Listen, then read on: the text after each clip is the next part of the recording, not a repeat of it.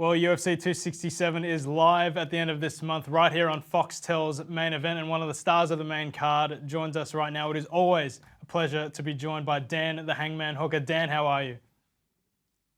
Yeah, I'm good.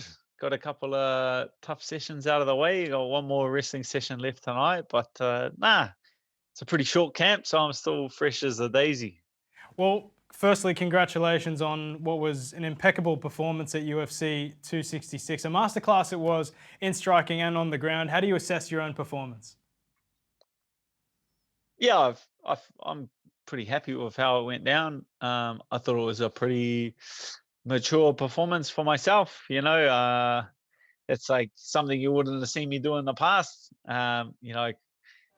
Would have probably lit him up just to throw some punches off him and put on a bit of a show and let the fans see some blood. But what I've learned through maturity is that the other fighter has to bring that out of me. The other fighter has to be of such a similar skill set to me that he scrambles back to his feet and he makes me go that extra mile and he makes me dig down and he makes me fight like that. His skill set turns it into a war. I'm not going to go out there and turn it into a war against a fighter which I can just handedly outclass. If I can just outclass a fighter, then that's obviously the most mature option to take. Well, speaking of wars, later that evening, your teammate Alexander Volkanovski got it done in spectacular fashion. We saw your reaction to him immediately after when you saw him after the fight. I mean, what do you make of the champ's title defense?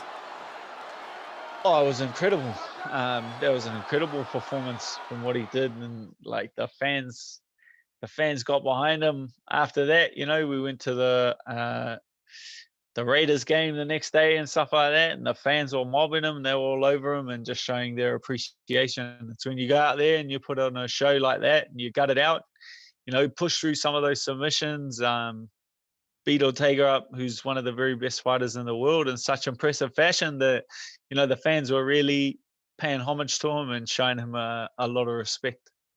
Well, we saw those images of you guys at Allegiant Stadium. Do you have any stories, any crazy things you might want to reveal about how the celebrations and partying went down?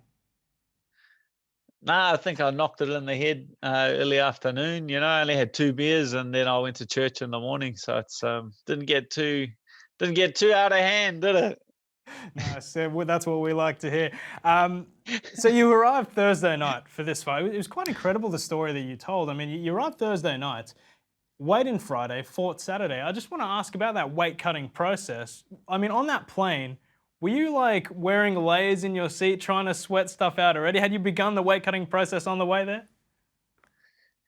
Nah, nothing crazy like that. Obviously, didn't eat too much, and Yeah. didn't eat the food on the plane or anything like that. Just packed my own meals. But nah, it's just the benefit of having done it so many times, having done this, been through this process 30, 40 times, that I'm pretty confident in the way that I did it. I was actually on weight like 4 hours after stepping off the plane. So it's and then I had to wait around all night until the weigh-in in the morning. So I could have made weight 4 hours after getting off the plane. So it was really, not a big, it's really not a big deal to me. Wow, that's so impressive. And I'll tell you what, speaking of heroics, let's look to the future, Dan, because right after your win, or less than a week after your win, you agreed to step in for Rafael dos Anjos against Islam Makhachev. I'd say the MMA world was surprised by the news, but I don't think we are at this point. I think we're just perpetually impressed by you constantly taking fights. How did this come about? I mean, were you saying to the UFC, look, I'm planning to move my whole gym here. If you got a fight, let me know. Or did they approach you and tell you basically not to step on the plane? Um, like straight after the fight, I was walking out back, and one of the UFC matchmakers mentioned it to me. He's just like, "Hey, Dan, Rafael dos Anjos got injured. I need a replacement for Islam Makhachev." And I was just kind of thinking, "Yeah, cool story." Um, just had a good time. Went out that night.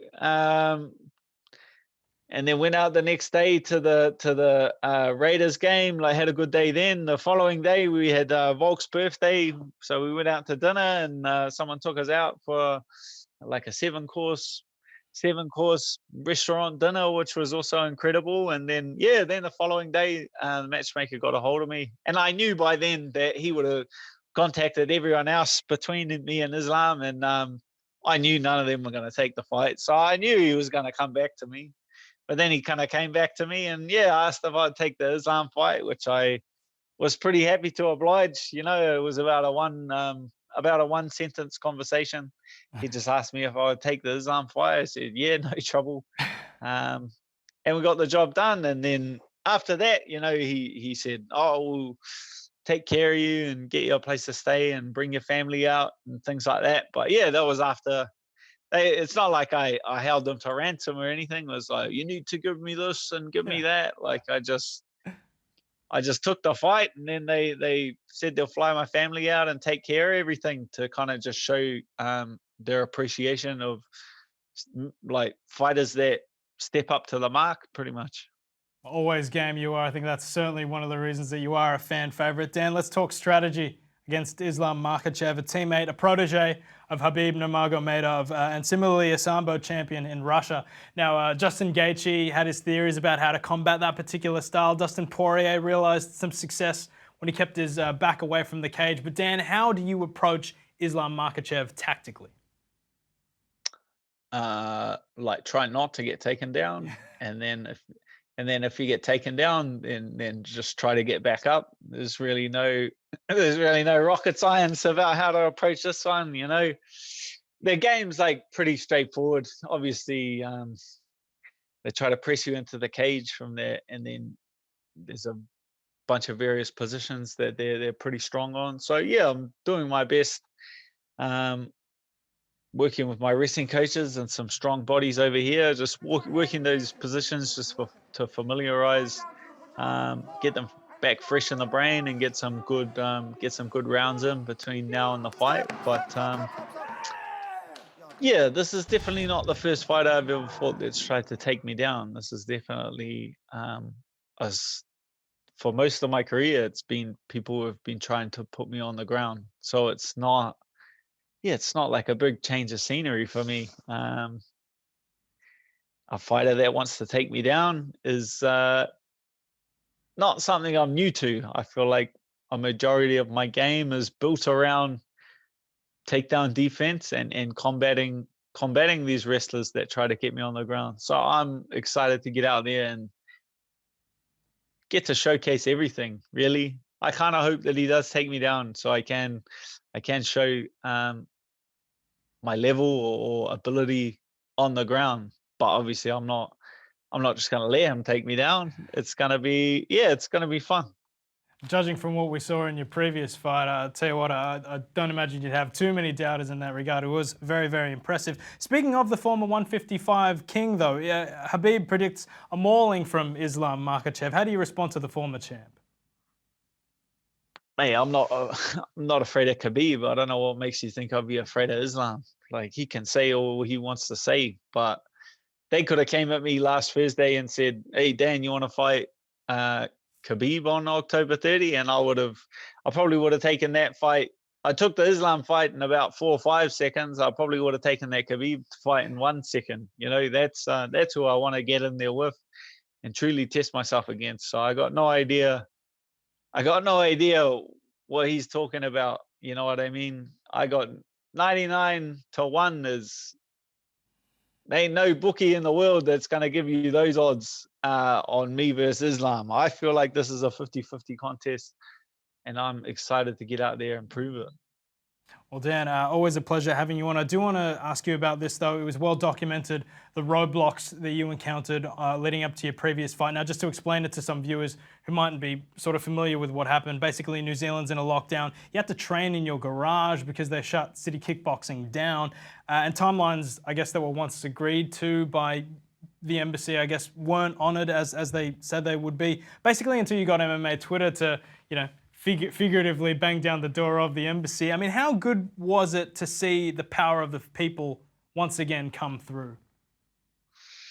Oh, that's incredible. It's incredible that, the fans could get behind something like that. Like, that's something you don't think you can get done. Like, it was pretty much the UFC calling me up to say, we can't get a visa.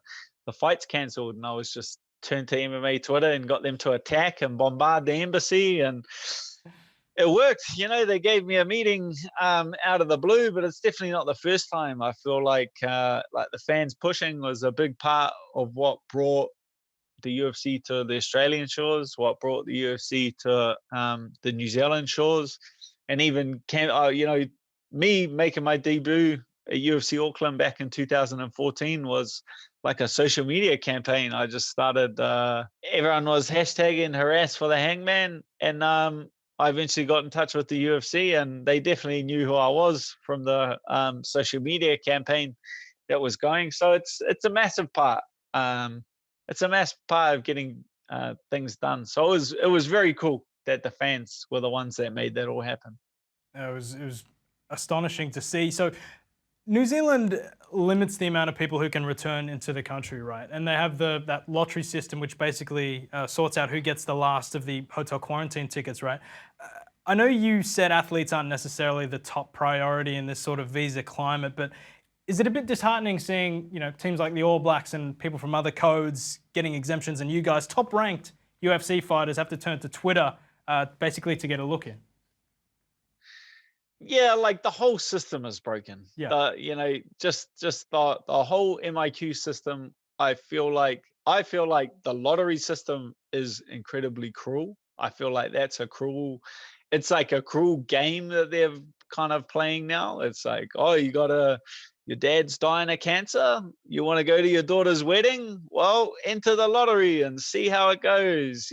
So it's just terrible. Like it's actually embarrassing, like telling it when the Americans are like, oh, why can't you get home? And you explain the lottery system. It's actually embarrassing to kind of explain that lottery system to people. So it's the whole, like, for me to go out there and say, oh, netball's getting it, rugby's getting it, I feel like cannibalizing other sportsmen for getting those opportunities is not the way. It's the government refusing to do anything about a broken system. They're just happy with the way it is. Right. Well, because of all the frustrations, your teammate Israel Adesanya vowed never to fight in the country again, basically in protest against New Zealand bureaucrats, he says. You guys spoke about moving the whole city kickboxing setup to the US. Where are we with that? Is that still going ahead? Well, I'm stuck here, so I've got there's one Jenna Fabian as well. So there's two of us. There's a couple of us stuck over here. Brad Riddell's fighting, and Kai Kara France are fighting both in America before the end of the year, and they don't have vouchers to return home. So then there'll be 4 or 5 of us before the end of the year. If the boys fight on Israel's card in January or wherever that fight's going to be, yeah, there could be 10 of us here stuck in the States by January. So it's definitely something that's in progress of getting done. Lastly, Dan, we appreciate you sticking around.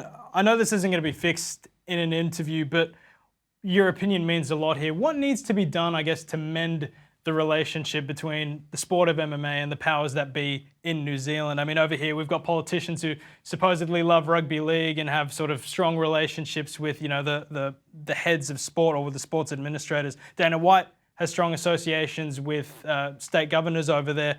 Dan, what needs to be done to get MMA in the good books over there so that fighters coming through can enjoy the same treatment that, maybe other athletes might receive?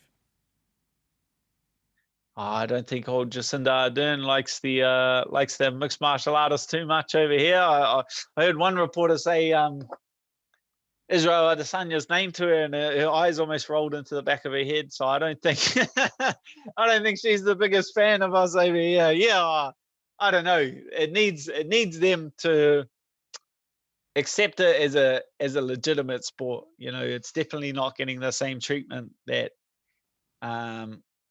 a lot of mainstream sports that have been around for a long time are receiving. Your netball, cricket, your rugby, but it's definitely bringing the same level of attention, if not more attention, to New Zealand and what's going on in New Zealand. The guys like Israel Adesanya and things like that bring a lot of eyes to the country. City kickboxing brings a lot of eyes to the country. So I definitely feel like it deserves the same treatment as those other major sports. Well, Dan Hooker, what a pleasure it always is. You're always so generous with your time. We really appreciate it. Good luck for your fight. No trouble. Thank you very much.